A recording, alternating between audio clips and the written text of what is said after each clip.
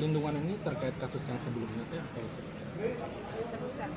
Jadi memang ini bukan yang pertama, teman-teman ketahui juga. Ini adalah sekian kalinya Teknopi di sini.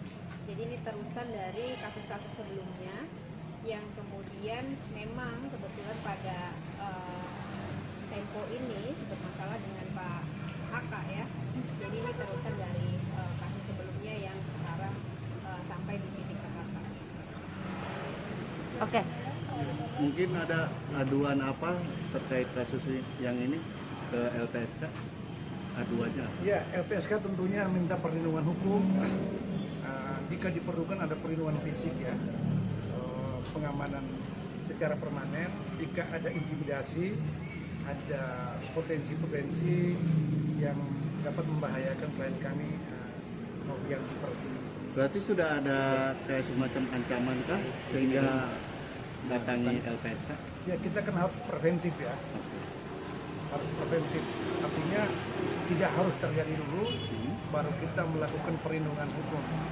Karena ini lembaga negara, maka kami menyerahkan kepada negara untuk melakukan perlindungan hukum terhadap pihak-pihak yang dianggap berpotensi mendapat kejahatan secara fisik maupun psikis.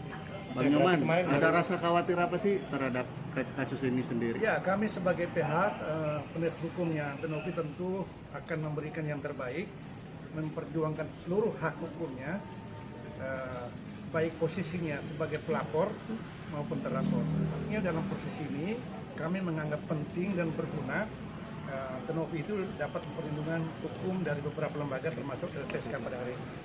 Mental Teknopi sendiri seperti apa dengan adanya kasus ini? Ini udah terlalu lama, 7 bulan. Kalau dibilang udah capek banget, dibilang sudah lelah, pasti sudah lelah. Ditambah juga terlalu banyak apa sih, dorongan, terus fitnahan, tuduhan. Yang saya merasa ini sudah sangat keterlaluan. Jadi ya, kita tetap perlindungan. Novi, ada buzzer atau ada oknum dari pihak saya yang menyerang lewat WA atau gitu? Ada, tapi kami belum sampaikan di tempat ini. Gimana? Nah, kami sudah serahkan kepada LPSK. Novi dengan laporan Pak HK yang di Polda Jatim seperti apa nih Novi meresponnya? Iya, kalau untuk laporan Pak HK ya di Polda Jatim bisa kami pertegas, kami sudah koordinasi dengan pihak Polda Jatim ya.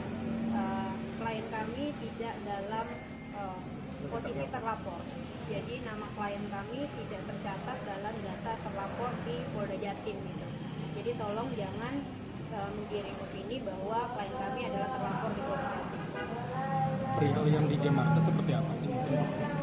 Yang kemarin preskon kan terkait mungkin dia buka suara angkanya Iya, buka akun gitu. terkait preskon kemarin kami menghargai itu ya, karena memang itu hak hukumnya oleh Pak HK dan penasihat hukumnya. Tapi penting juga bagi kami buat edukasi masyarakat dijelaskan bahwa itu Undang-Undang ITE yang kemudian menyasar akun.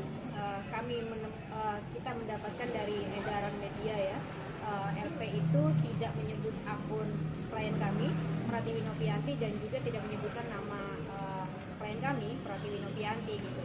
Dan terlapornya di sana masih statusnya dalam lidik, jadi tidak disebutkan.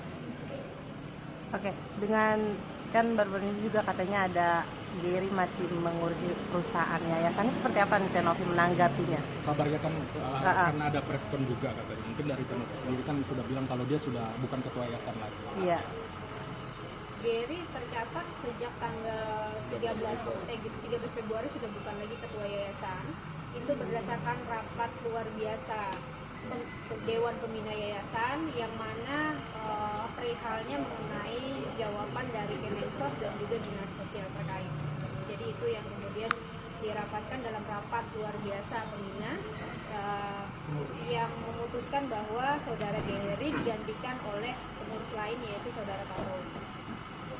Berarti kalau misalkan dia ada membahas yayasan, ada konsekuensi hukum apa sih mungkin dari pihak yayasan, mungkin dari judisial Iya, sendiri? itu internal yayasan ya, pasti akan ada, tapi itu internal. Akan ada audit yang terkait dana yang kemarin?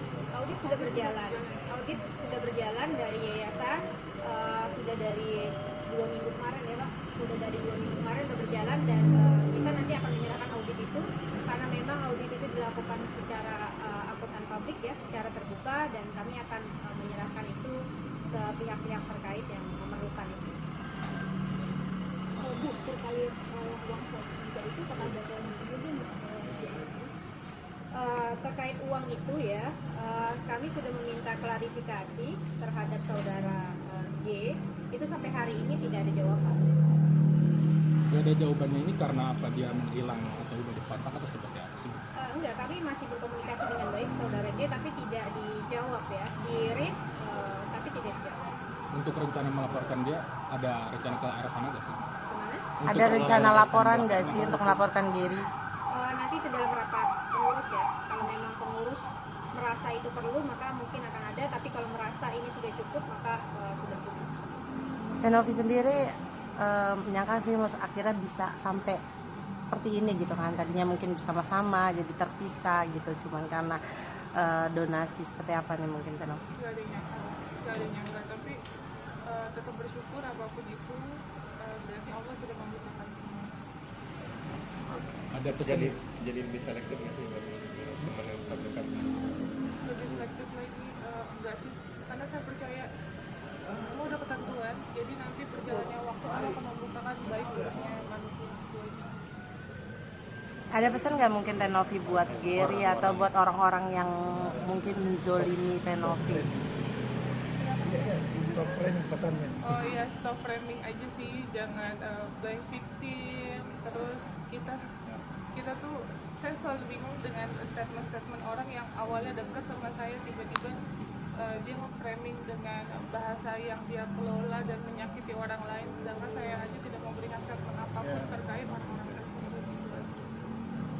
Oke, mungkin Bang Nyoman ada yang mau ditambahin? Ya, apa yang di framing dalam ruang publik itu kami memiliki bukti, artinya perbandingan terbalik.